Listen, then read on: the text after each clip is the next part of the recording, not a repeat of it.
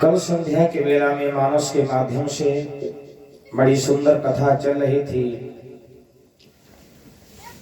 माता पार्वती ने भगवान महादेव से निवेदन किया था, कथा जो सकल लोक हितकारी, सोई पूछन चाह शैल कुमारी।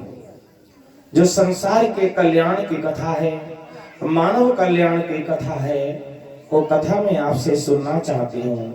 प्रभु हमारा मार्गदर्शन करें और हमें बताएं ये राम कौन है। राम के बारे में जानना चाहा है माता जी ने।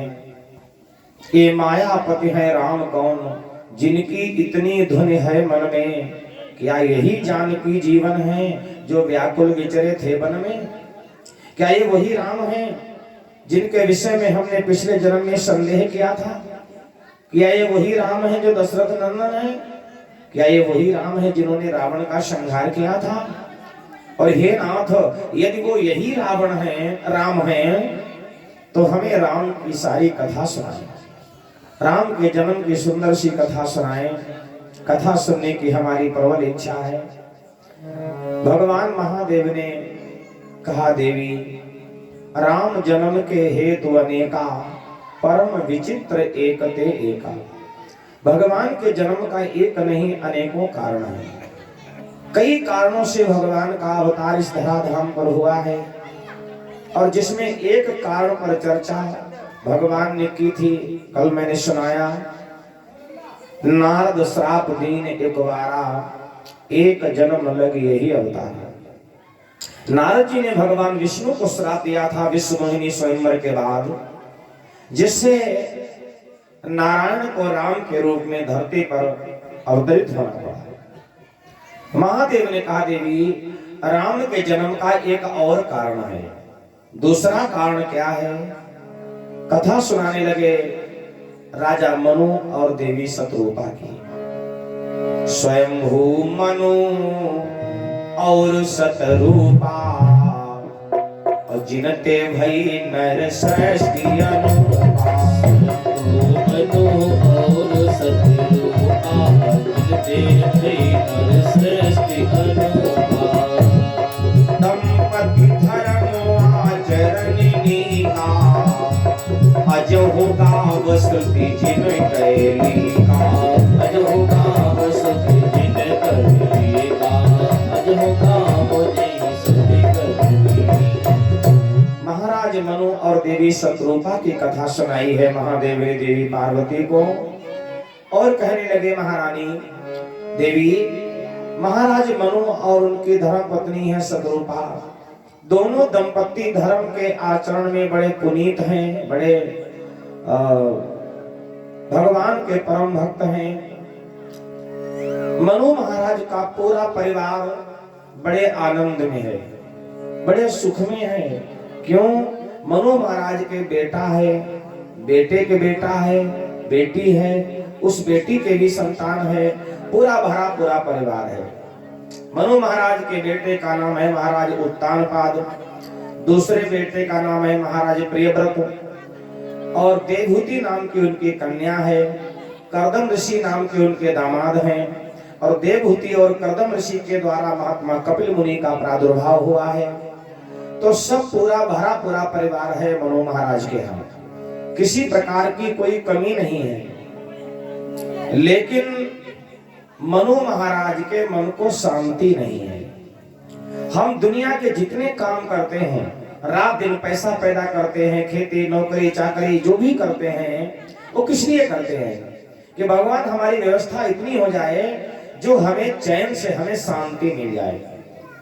लेकिन ये धन, ये वैभव, ये संपदा, ये धन संपत्ति, मुझे लग रहा है इससे शांति कभी नहीं मिलती है। मनु महाराज का धीरे धीरे पूरा जीवन समाप्त होता चला जा रहा है, लेकिन शांति नहीं मिल रही है। तेहि मनु राज कीन बहु काला, प्रभु आयस सब विधि प्रतिपाला। बहुत समय तक राज्य किया, लेकिन मन को शांति नहीं मिली। और मन को शांति क्यों नहीं मिली? होई न विषय विराग, भवन बसत भा चौथपन। हृदय बहुत दुख लाग, जन्म गयो हरि भगति बिनु। हृदय बहुत दुख लाग, क्यों? जन्म गयो हरि भगति बिनु। पूरा जीवन चला गया, सब कुछ मैंने किया, मैं राज्य का मैंने भोग भोगा, लेकिन सब कुछ करने के बाद हमने भगवान का भजन नहीं किया। और जिसने अपने जीवन में भगवान का भजन नहीं किया, वो राजा हो चाहे महाराजा हो, कुछ भी हो, उसके हृदय को शांति नहीं मिलेगी। राम भजन बिनु सुनो खगेसा, और मिटई न जीवन केर कलेशा। राम के भजन के बिना, कृष्ण के भजन के बिना जीवन में कलेश मिट नहीं सकते हैं, विपत्ति ही आती रहती है। मानस में गोस्वामी जी कहते हैं, कहा हनुमंत विपत्ति प्रभु सोई। कहा हनुमंत विपत्ति प्रभु सोई। कहा हनुमंत विपत्ति प्रभु सोई। कहा हनुमंत विपत्ति प्रभु सोई। जब तब सुमिरन भजन न होई। जब तब सुमिरन भजन न होई। जब तब सुमिरन भजन न होई।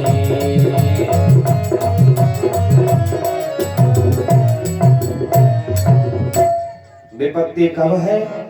जब तब सुमिरन भजन न होई। जब भजन पूजन नहीं होता है, जब हम भगवान से अलग हो जाते हैं, जब हम सुमार्ग से कुमार्ग पर चले जाते हैं, तब कहीं न कहीं हम विपत्तियों में घिर जाते हैं। कहा हनुमंत विपत्ति प्रभु सोई, और जब तब सुमिरन भजन न होई। जब भजन पूजन नहीं होता है, भाव नहीं होता है, तो कहीं न कहीं हम विपत्तियों में घिर जाते हैं। ये मन वास्तव में बहुत जल्दी शांत नहीं होने वाली वस्तु है। 10 इंद्रियां है ना, 5 ज्ञान इंद्रियां और 5 कर्म इंद्रियां, और इन 10 इंद्रियों पर जो राज्य करता है वो मन करता है।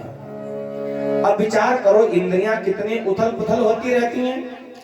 इंद्रियों को बस में करना कोई साधारण बस की बात नहीं है, और उन इंद्रियों के ऊपर होता है मन।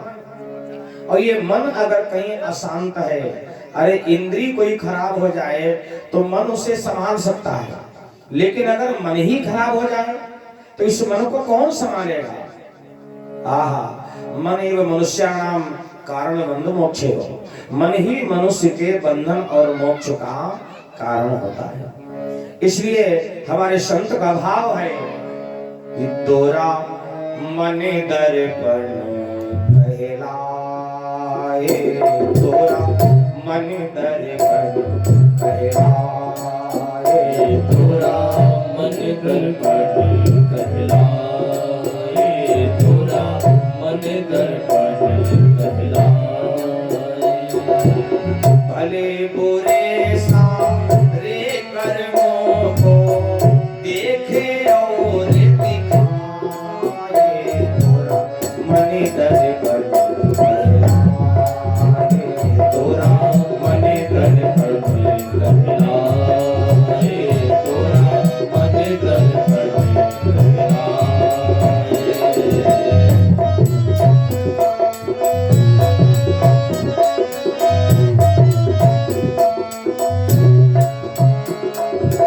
मन ही देवता, मन ही ईश्वर, मन से बड़ा न कोई। मन ही देवता, मन ही ईश्वर, मन से बड़ा न कोई। मन ही देवता, मन ही ईश्वर, मन से बड़ा न कोई। मनोजियारा जब जब फैले, जग उजियारा हो। इस उजले दर्पण पर प्राणी धूल में जमुनी पाए। मन दर्पण कहलाए। तोरा मन दर्पण कहलाए। तोरा मन दर्पण कहलाए।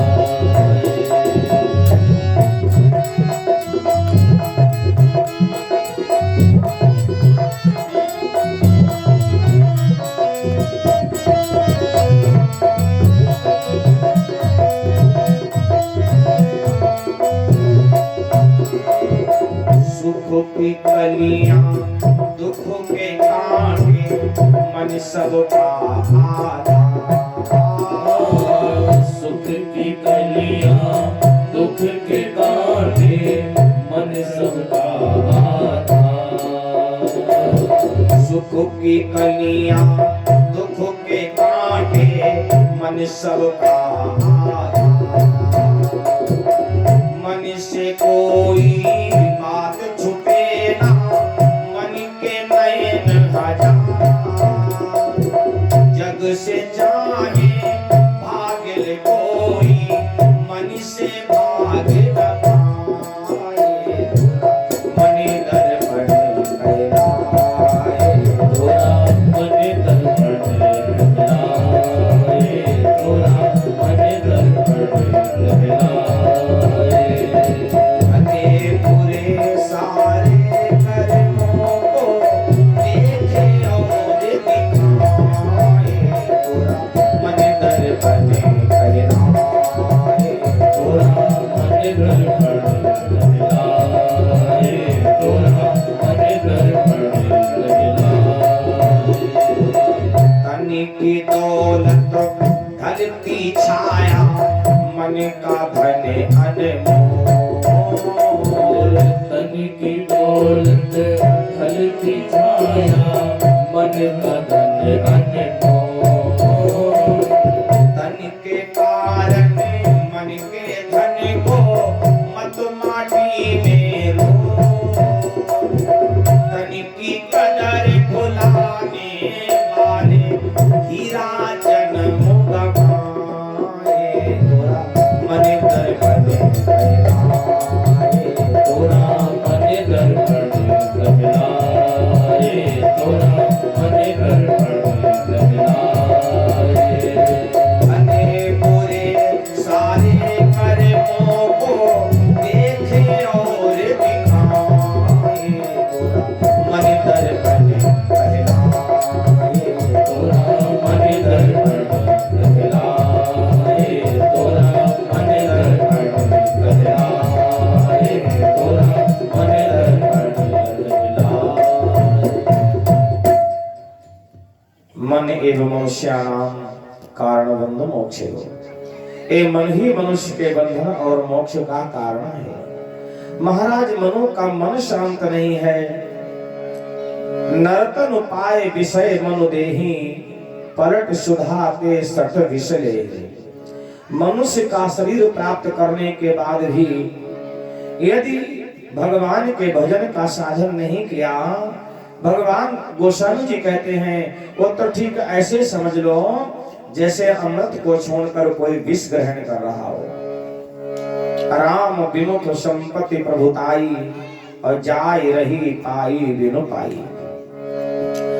मनु महाराज ने कहा मैंने राज्य किया, मैंने संपत्ति इकट्ठी की, मैंने बहुत दिन तक भोग भोगा, सब कुछ किया, लेकिन मेरे मन को शांति नहीं मिली। और शांति क्यों नहीं मिली?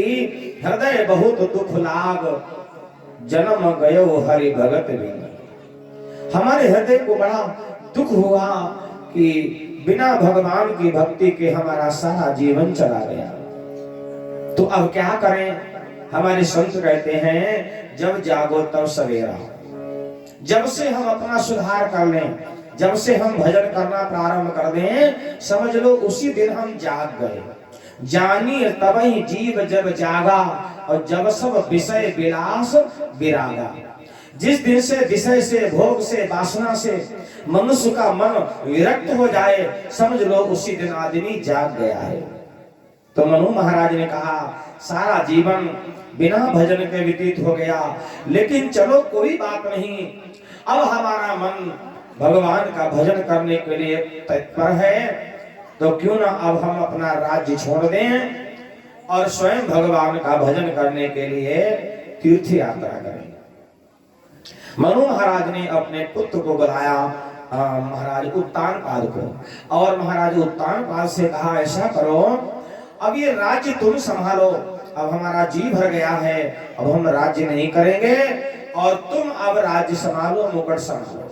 महाराज उत्तानपाद ने कहा नहीं पिताजी, मैं राज्य नहीं करूंगा, अभी तो आप ही राजा ठीक हैं, आप ही राज्य करिए। लेकिन महाराज मनु ने कहा मेरा मन भर गया राज्य करके। धन्य है हमारे भारत की संस्कृति, जहां पिता बेटे से कह रहा है कि राजा तुम बन जाओ, और बेटा पिता से कह रहा है कि राजा तुम बन जाओ।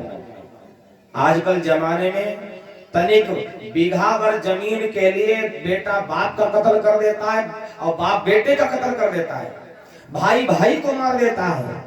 लेकिन तनिक देखो हमारी सनातन संस्कृति का वैभव, हमारी सनातन संस्कृति की सुंदरता, जहां पिता बेटे से कह रहा है कि तुम चक्रवर्ती राजा बन जाओ, बेटा कह रहा है नहीं नहीं मैं राजा नहीं बनूंगा, राजा तो आप ही अच्छे लग रहे हैं, मैं आपकी सेवा करूंगा, राजा आप रहिए।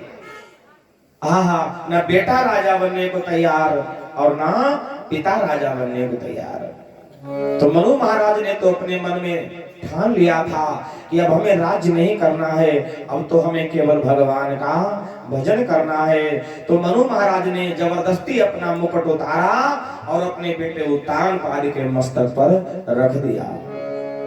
बरबस राजू सुतहि न पुदीना, बरबस राज सुतहि न पुदीना, बरबस राजू सुतहि न पुदीना, ओ बरबस राज सुतहि न पुदीना, नारी समेत गगन बनिकीना, नारी समेत गगन बनिकीना।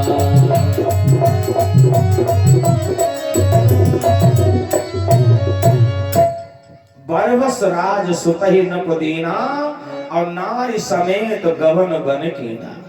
जबरदस्ती अपने बेटे को मुकुट पहना दिया और धर्म पत्नी के सहित तपस्या करने के लिए, तीर्थ यात्रा करने के लिए घर से निकल पड़े। क्या बात है, हमारे संत बताते हैं, हमारे ग्रंथ बताते हैं, अकेले तपस्या करो तो ठीक ही है, लेकिन अगर धर्म पत्नी भी साथ में हो, क्या बात है, अगर पति पत्नी दोनों भगवान की मिलकर पूजा करें, उसका सौंदर्य ही कुछ अलग होता है। क्यों? ये मनु कौन है और शत्रुपा कौन है? गोस्वामी जी कहते हैं पंथ जात सोहई मत धीरा और ज्ञान भगत जनु धरे शरीरा। मानो ज्ञान के रूप में महाराज मनु हैं और भक्ति के रूप में महारानी शत्रुपा हैं। तो ऐसा लग रहा है ये ज्ञान और भक्ति के द्वारा भगवान को प्राप्त करने जा रहे हैं। अब अकेले ज्ञान से भगवान प्राप्त नहीं होते, अकेले भक्ति से भी भगवान नहीं मिलते हैं, दोनों की आवश्यकता है। गोस्वामी जी कहते हैं ज्ञान के द्वारा भगवान को जाना जा सकता है और भक्ति के द्वारा भगवान को प्राप्त किया जा सकता है। इसलिए ज्ञान और भक्ति दोनों चले हैं तीर्थ यात्रा करने के लिए, भगवान का भजन करने के लिए। और चलते चलते कहां पहुंच गए? आहा, बड़ा सुंदर भव्य दिव्य तीर्थ है और आप लोगों के तो बड़ा नजदीक है। हाँ, आप लोग यहाँ शाहाबाद में हैं और थोड़ा सा और आगे बढ़ जाओ सीतापुर में, और वहां नैमिषारण्य पावन पवित्र तीर्थ है। और उसी तीर्थ में भजन करने के लिए महाराज मनु और शत्रुपा चले गए। तीर्थ पर नैमिष विख्याता, साधक अति पुनीत सिद्धिदाता। तीर्थ पर नैमिष विख्याता, साधक अति पुनीत सिद्धिदाता। पंथ जात सोहई मति धीरा, ज्ञान भगति जनु धरे शरीरा। तीर्थ पर नैमिष विख्याता, साधक अति पुनीत सिद्धिदाता। तीर्थ पर नैमिष विख्याता, साधक अति पुनीत सिद्धिदाता।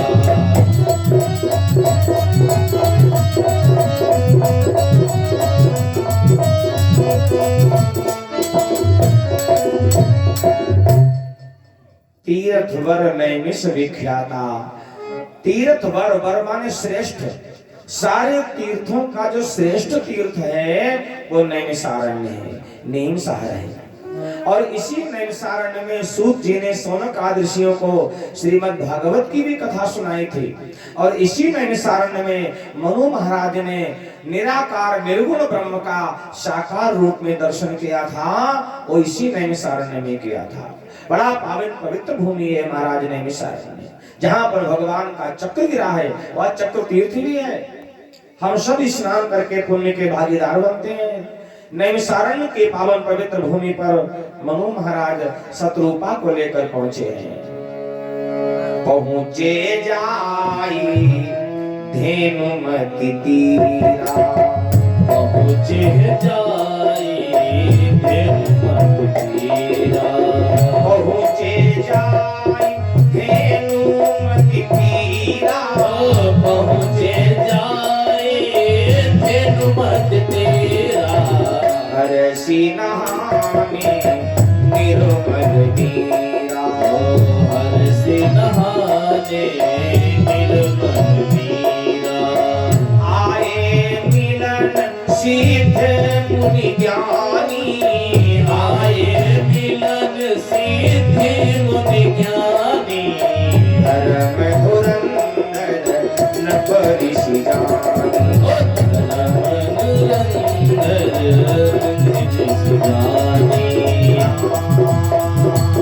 मेरे राम मेरे राम मेरे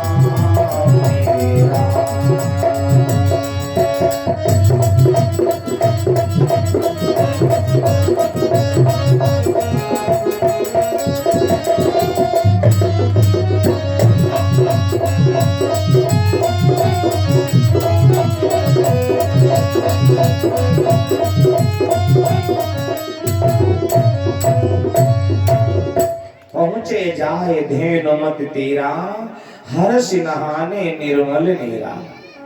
धेनुमति और गोमती दोनों शब्द एक ही हैं। गोमती मैया के किनारे पहुंचे हैं महाराज मनु और शत्रुपा, और जितने भी सिद्ध संत थे नैमिषारण्य के अरण्य में, सारे सिद्ध संत मनु महाराज से मिलने आए।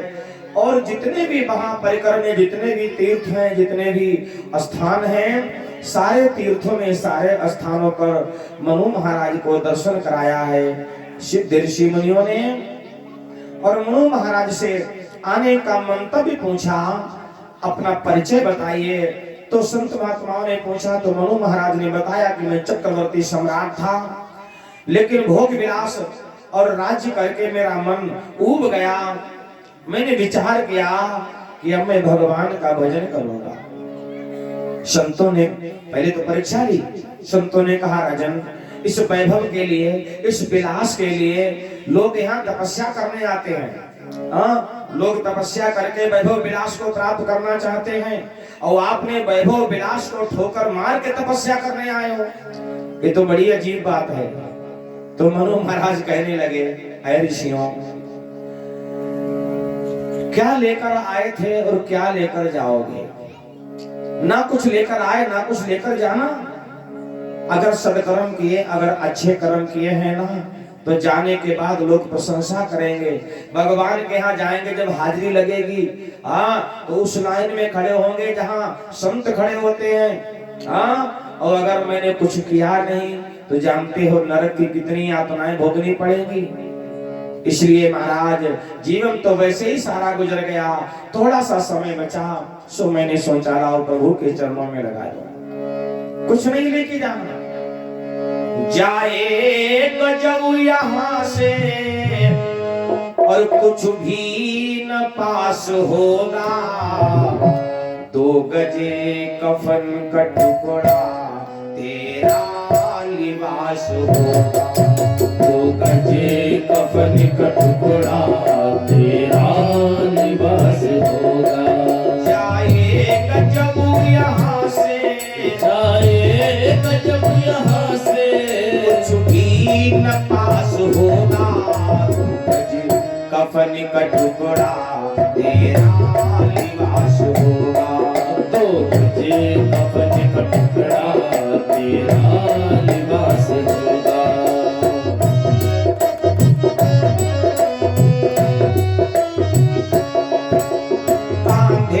रख ले जाए परिवार वाले तेरे, कांधे पे रख ले जाए परिवार वाले तेरे। यमदूत ले पकड़ कर डोलेंगे घेरे घेरे, यमदूत ले पकड़ कर डोलेंगे घेरे घेरे। पीटे छाती अपनी, पीटे छाती अपनी, अरे पुनवा उदास होगा गजे कफन का टुकड़ा तेरा लिबास होगा। तो तुझे कफन का टुकड़ा तेरा लिबास होगा।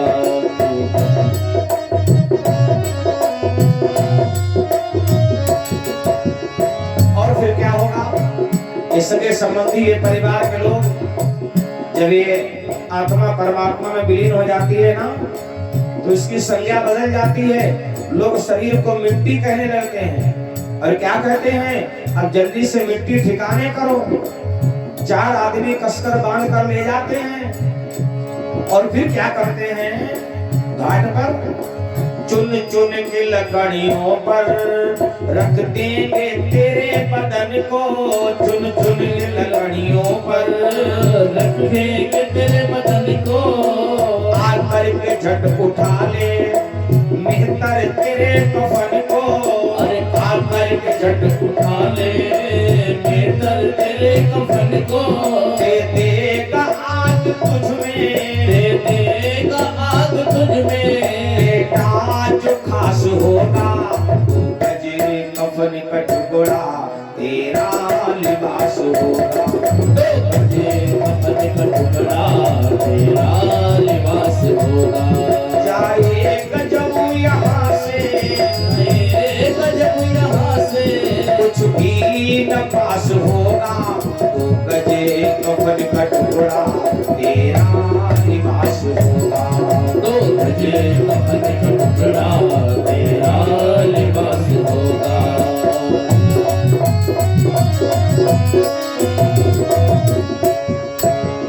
और जलने के बाद फिर क्या होता है, माटी में मिले माटी बाकी खाक होगी। अरे माटी में मिले माटी बाकी खाक होगी। माटी में मिले माटी बाकी ये खाक होगी। ओ माटी में मिले माटी बाकी ये खाक होगी। कंचन सी तेरी काया जल करके राख होगी। अरे कंचन से तेरी काया जल करके राख होगी। दुनिया को त्याग तेरा, दुनिया को त्याग तेरा, दुनिया को त्याग तेरा मरघट में बास होगा।